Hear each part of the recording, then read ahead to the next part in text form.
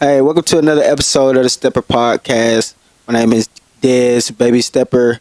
With my boy Greg over here, Hello. man. We're back with another episode, and uh, lately it's been going good. How you been? It's been going good. It's been going good. Going good. Yeah, life is life in summertime, hot Yes, here in hot. Georgia. Make sure you get your water, stay hydrated. If you come to OSA, make sure you bring water. 'Cause it's out in here too, like sauna. Very much so.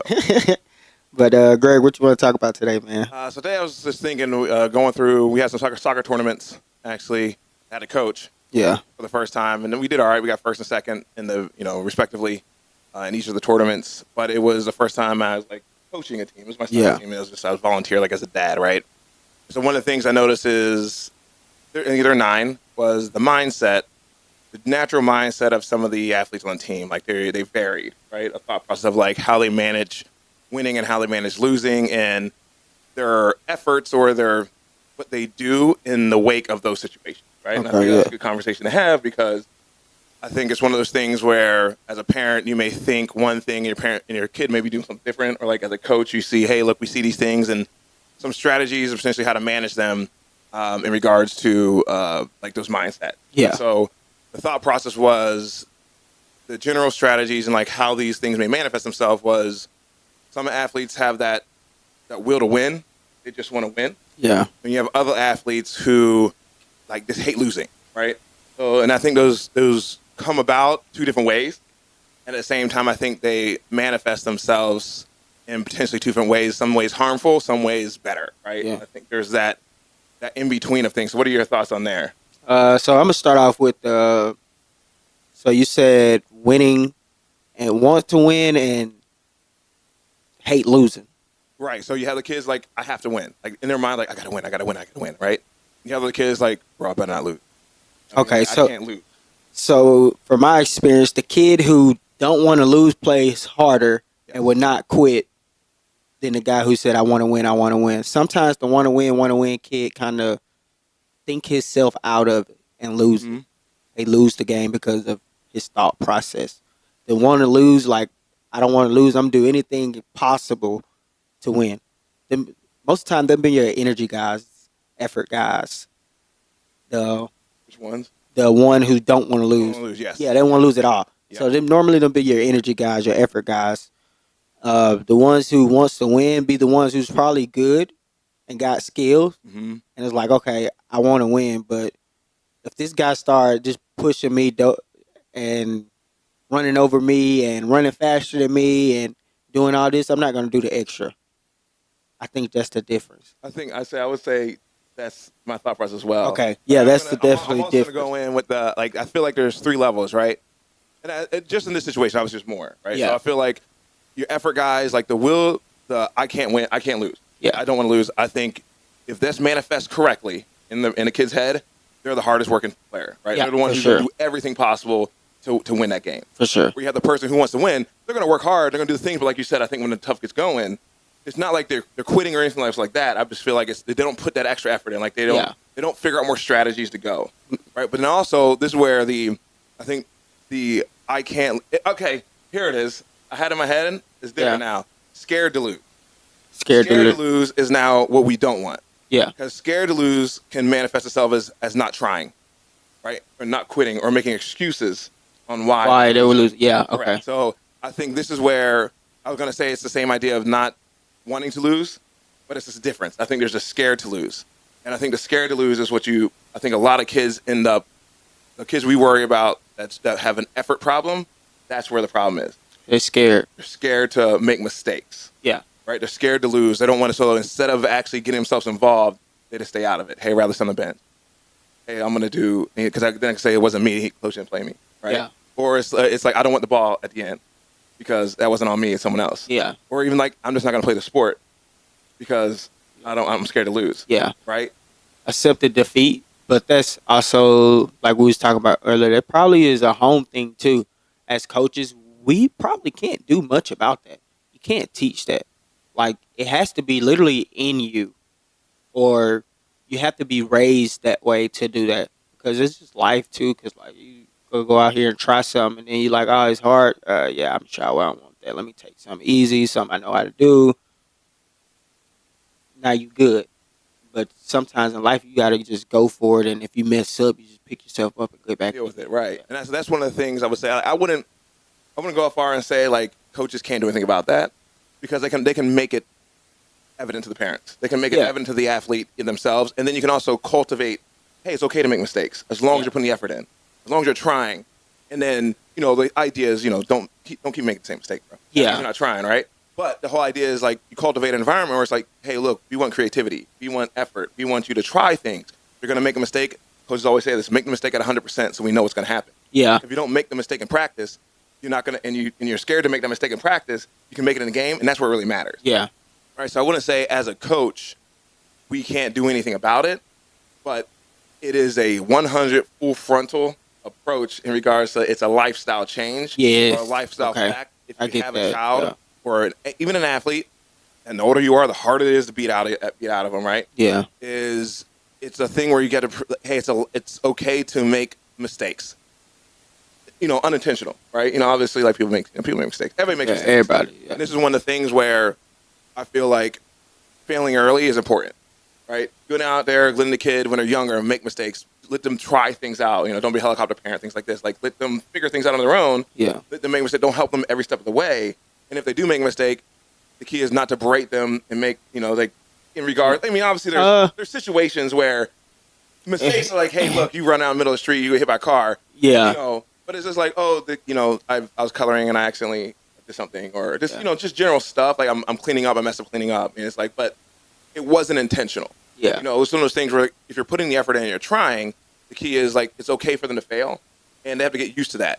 When I say it's okay, it doesn't mean like it's okay. You know what I mean? It's one of those things where you fail. It's like, all right, you hold them accountable. That's what. You That's still the hold them big. accountable That is for the big mistake, word. But it's not like you berate them and you make them live it down, so they're so nervous about just doing anything wrong. So let me tell you, it's okay. So a single parent household, say a single mom with 3 kids, she's probably like, if she got 3 boys, all boys. At some point, the boy's gonna get out of hand. Yeah. She can't do nothing about it unless she start with structure. So, like you said, if at home, if you got structure, when you get on this basketball court, football field, soccer field, if you can listen to the coach because you already got structure or Mhm. the attitude or the will to listen to him, be like, hey, okay, I need him type. You know what I'm saying? Yeah. So I think that's a big part of it too. No, I would agree. Like a structure also, like I said, it's accountability on the parents' part as well. Yeah. So they understand, hey, if I'm doing this, these are the results I'm going to get. Hey, if I do this, I'm going to get this. Where it's like, I don't even know. Now it's like you make a mistake. I had a job and I struggled with this because I would do one thing consistently. And then a week later, it's like, oh, that's the wrong thing. I gotta grade it. Yeah. Right? And do another. It's like, okay, now I'm nervous about, like, I don't know what's right. Yeah. Right? So if you're so you start walking on eggshells, you start worrying about making mistakes versus like, I never liked making mistakes because I hold myself hard on it. Yeah. But I also was like, I'm going to reach and try things because I know when they succeed. But I was never scared to make mistakes. But when I got there, I started getting nervous about making mistakes at that job because it was inconsistent in regards to the punishment.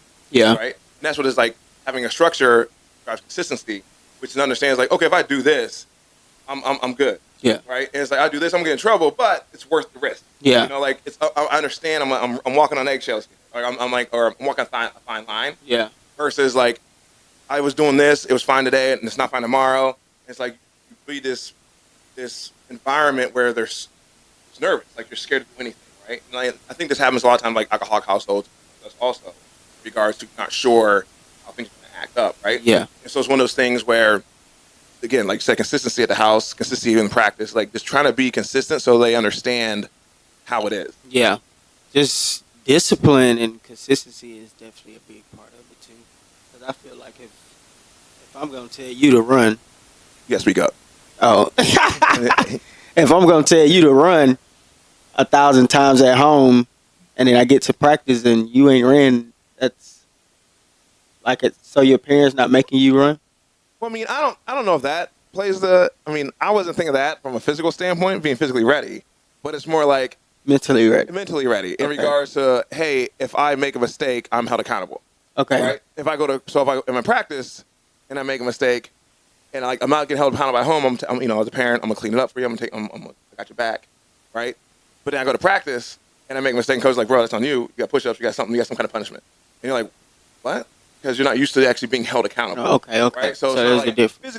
physical preparedness is a little bit. And I'm not talking about that. Like my mind wasn't there. It's more I of know. a straight up mental aspect of like during a game, during practice. I mean, more so like the game aspect coming around is like you have a kid who's scared to fail. So in the game they play like a robot. In the game they're looking at the sideline. They're playing slow because they're looking to make sure they're doing the right thing, right? And you can see that a lot of times with kids who keep checking on their parents. Yeah. Right? They're playing a game. They do. Doing something, looking I at get the parent. that a lot. It's like, bro, like, what are you doing? Like, don't worry about them. Yeah. Like, this is the game right now, right? And it's like, I know because I was just we just had we have tryouts next week for Tsunami Volleyball, which I work with, and we were talking about it's a red flag when you go to an organization and have closed door tryouts. It's like you don't get to see what the coaches do, you don't get to see how the coaches treat the kids, you don't see how the progress is, things like this. Yeah. And he was like, we don't ever do that. We always have the parents, we welcome them in, unless I see a kid constantly looking at the parent during trials and ask the parent to leave for the child's sake. Because now, like, odds are they're not playing to the best ability because they're worried about either a mistake or they're worried about making a parent happy or doing something where it's not like it's taking their mind away from actually playing the game. Yeah. Right? And so my thought process, what I want to talk about, or what we're talking about, is when it comes to the mindset of the kid, not wanting to win, not wanting to lose, like just hate losing. I can't lose. I want to win, or I'm scared to make a mistake. Right? Which is scared to make mistakes, right? Yeah. I'm scared to lose. I'm scared to do things wrong. And it's like those players all play differently, and they manage themselves when the time gets hard. What's going to happen, right? You'll have kids start crying, shut down when they're too scared to lose or like bothered, or you have like the will to win is like they'll keep playing their game, but maybe they start passing the ball to someone else, and then you have the kid who can't lose. Like, I refuse, and they're going to grind. Yeah, they go all out. Everything possible to not lose, right? It's not about winning. It's about I don't want to lose. I'm yeah. gonna do whatever I can to not lose, and that will take care of the winning itself, right? And so that's where it's like cultivating these and finding that kid and then trying to work that into an athlete on a full frontal base. Yeah, somebody who don't have that. That's them normally be your leaders, but that's like them type of kids are small. A small percentage out here. I would agree. Very small. I think those are the ones that go far. Yeah. That's the 10% that goes. Mm-hmm. This is the one thing I noticed. Every pro place I've worked, all of them, like the competitiveness is like sickly. Yeah. Like it's a disorder almost. Like they just everything. But they don't want. It's not about winning, but not losing. Yeah. It's like I want to do this, and then I want to make sure I don't lose. Yeah, I can't. I'm probably that 10%. Yeah. I didn't make it, but I mean, I played overseas, but like I go out here right now, and I'm not trying to lose. I don't care who you are. That's just I don't know. It's just a mindset. If I have to go harder, like if I go out there and play some of the kids, and I'm in my Crocs playing with them, and they start killing me, I'm like, oh yeah, let me get my shoes out because you're not finna sit here and beat me. I don't know. For me, it's a pride thing. That's I was out there talking to one of the kids, and when we get to playing, he'll go. If he winning, he's going hard. He's going hard. But then when the tough get going, he just kind of fades away. Then eventually, just like give up. So how would you approach that athlete if he's on your team? What are you gonna do? What are you gonna say to the parents? What are you gonna say to the athlete?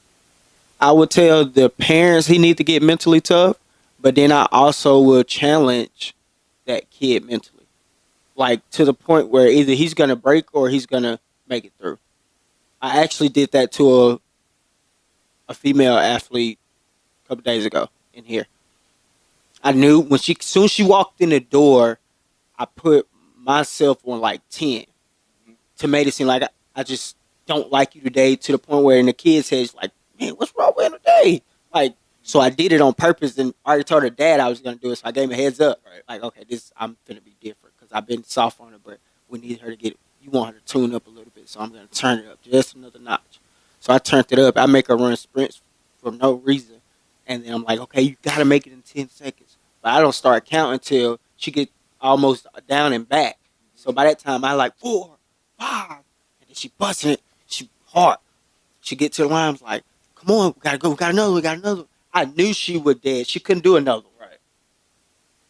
Right. She went and struggled but she made it through. Yeah, and I was like, see, now that's what I'm talking about. You think I was gonna make you do 10 down the bench? Like, yeah, I thought you were. She only did 5, but it was 5.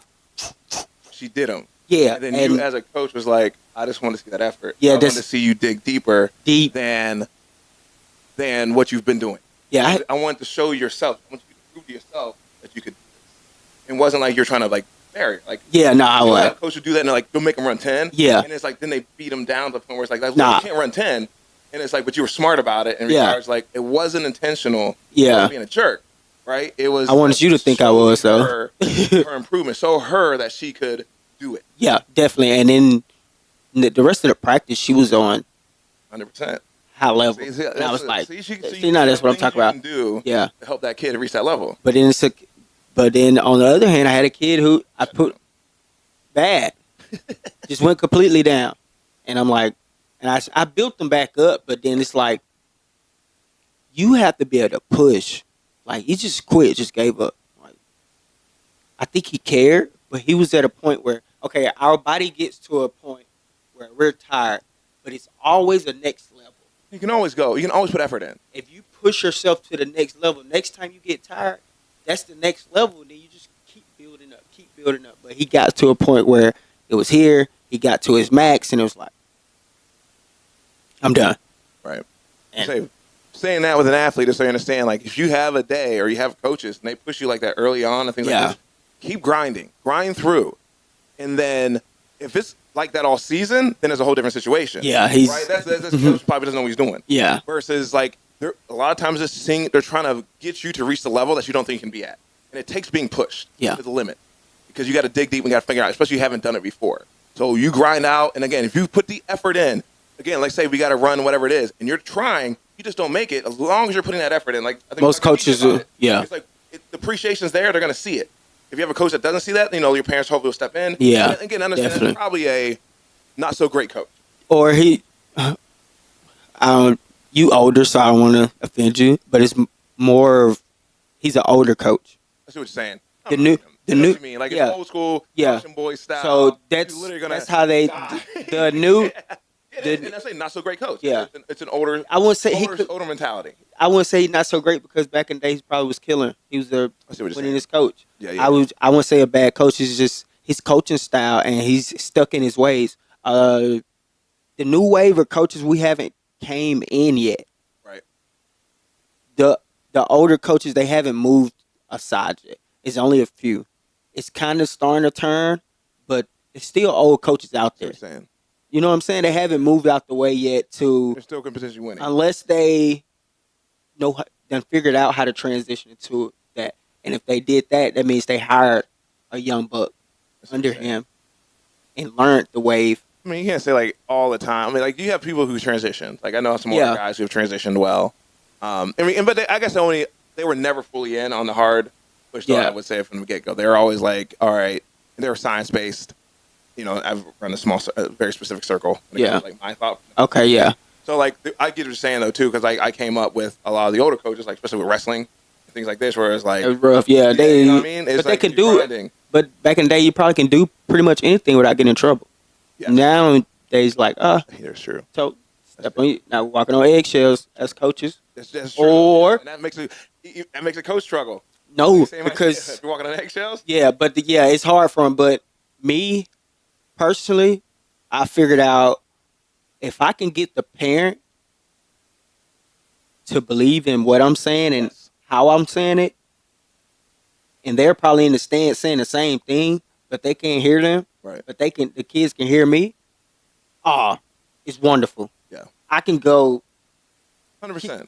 I'm okay. Different kids can tolerate different things that we talked about before because the household, and it's all about how the household's set up and what they're used to, or their friends. I breeded some kids that, if you hear me talk to some of the kids that plays on my team, you'll be like,